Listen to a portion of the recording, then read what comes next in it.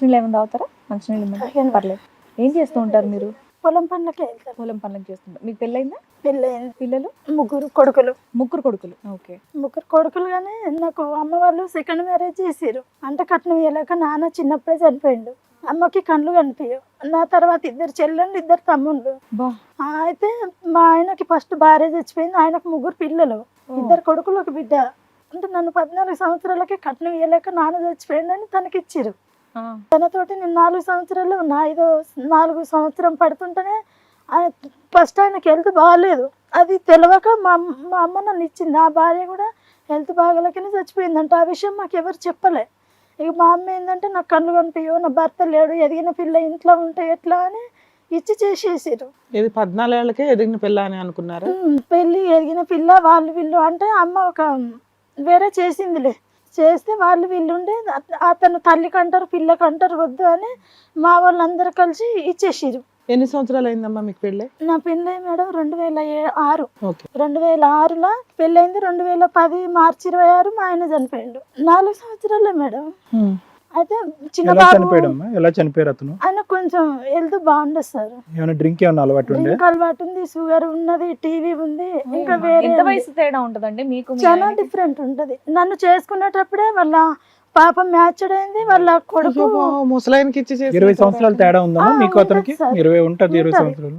నీకు పెళ్లి అయ్యే టైంకి నీ వయసు ఎంతమ్మా? నాది 14 సంవత్సరాలే సార్. అతనికి 34 ఉంటాయి. అంటే వాళ్ళ బాబు కూడా అప్పుడు సెకండ్ ఇయర్ చదువుతుండే, పెద్ద బాబు.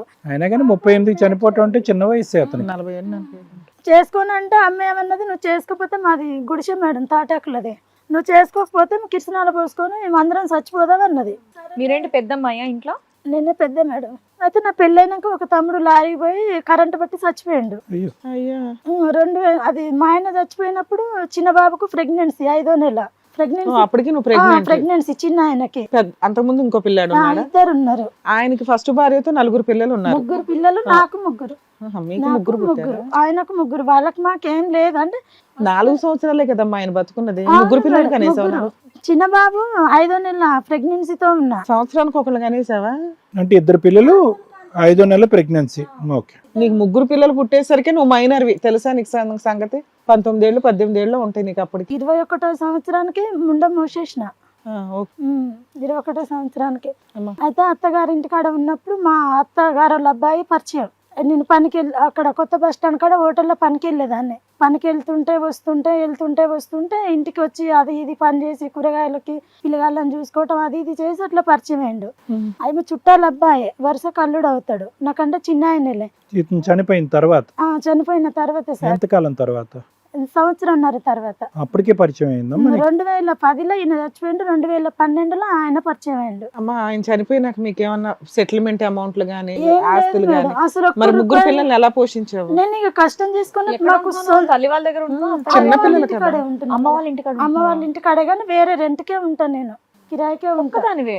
చిన్న పిల్లలమ్మా 3 ఏళ్ళు 4 ఏళ్ళు 2 ఏళ్ళ నుంచి వేరే ఉంటున్నా మేడం. అమ్మ వాళ్ళకి కూడా ఏం లేదు. అత్త వాళ్ళు చూసుకొని అన్నారు అక్కడ వెళ్ళిపోమన్నారు. కుంట జాగా ఉంటే అదేం చేసిరు, నాకు ముండమోసి ఇంటికి వచ్చి అన్ని నిద్రలకు గట్ట వెళ్తాం కదా, అప్పుడే నాతో సంతకాలు పెట్టించుకున్నారు. ఇది ఆడపిల్ల కదా, ఆడపిల్లకి పెళ్లి చేసేద్దాం, మగ పిల్ల కదా అంటే ఎక్కడ ఉన్నా బతికేస్తారు, ఆడపిల్ల ఆగమవుతుంది అంటే సరే అని నేను కూడా సంతకం పెట్టేసినప్పుడు.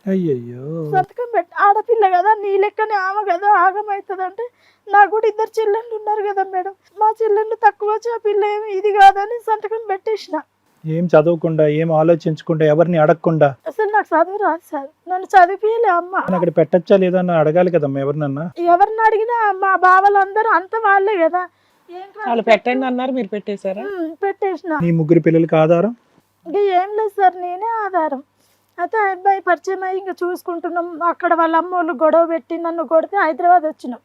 ఇక్కడ లంగరౌజులు అన్నయ్య వాళ్ళ కాడ ఉండి పని చేసుకుంటా ఉన్నాం. మళ్ళీ తర్వాత గట్టుకేసరి కాడ కోళ్ళ ఫామ్ లో కొన్ని రోజులు ఉన్నాం. అక్కడ పిల్లలు చదివించుకుంటా 2 కోళ్ళ ఫామ్ లో పని చేసుకుంటా మళ్ళీ అక్కడ ఎందుకు మీ చుట్టాల అబ్బాయి ఉన్నాం మేడం. 2021 దాకా కలిసే ఉన్నాం.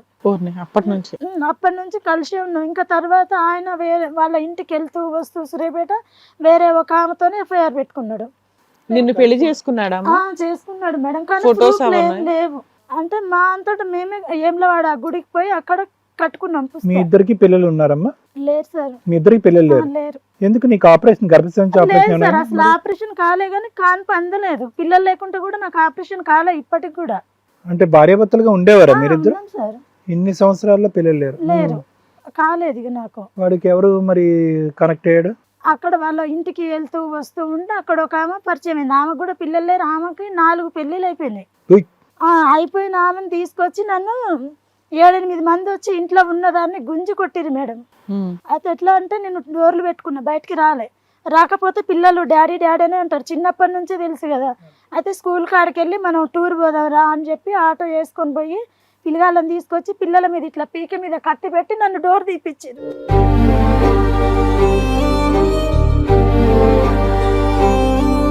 డోర్ తీపిస్తే 7-8 మంది ఎట్లా అంత నుంచి ఇంత దూరం గుంజి కొట్టి అంత రక్తం మడుగులో చేసిపోయారు.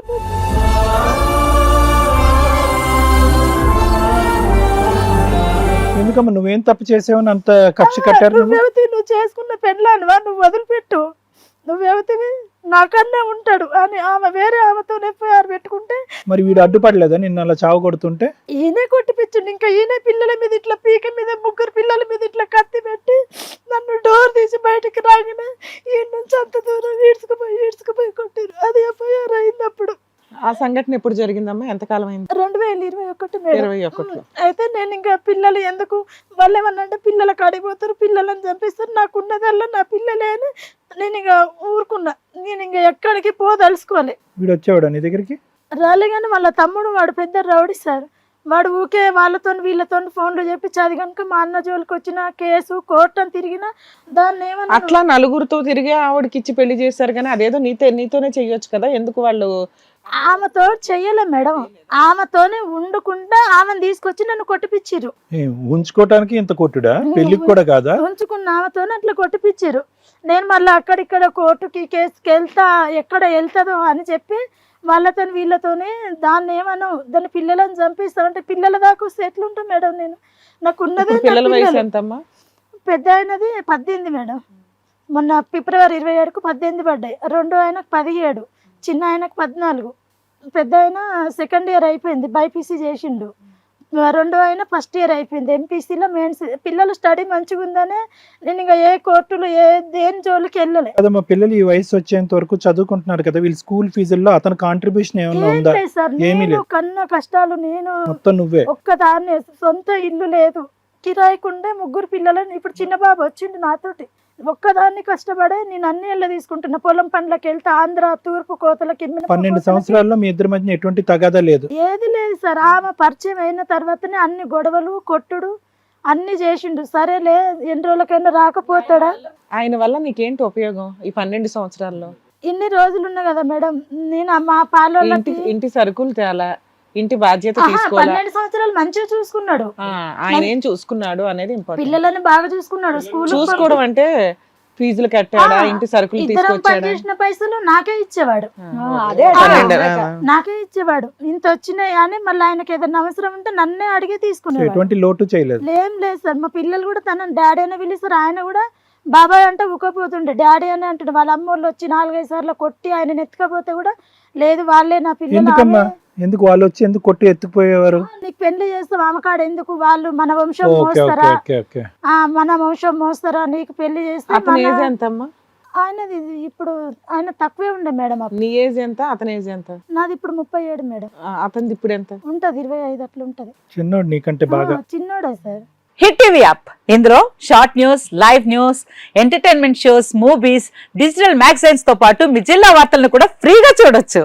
ఇంకెందుకు ఆలస్యం, వెంటనే హిట్ టీవీ యాప్ ని డౌన్లోడ్ చేసుకుని ఫ్రీగా ఎంటర్టైన్మెంట్ పొందండి. Hit TV app. Hit TV app. Please download hit TV app. Hit TV app ని ఫ్రీగా డౌన్లోడ్ చేసుకుని ఎంజాయ్ చేయండి. మీకు నచ్చిన ఎంటర్టైన్మెంట్ కోసం హిట్ టీవీ యాప్ ని ఫ్రీగా డౌన్లోడ్ చేసుకుని ఎంజాయ్ చేయండి. హిట్ టీవీ యాప్ ని డౌన్లోడ్ చేసుకుని ఆస్వాదించండి, ఆశీర్వదించండి. ఇంతమంది సెలబ్రిటీలు హిట్ టీవీ యాప్ ని డౌన్లోడ్ చేసుకోండి అని చెప్తున్నారంటే ఎంత మంచి యాప్ ఆలోచించండి.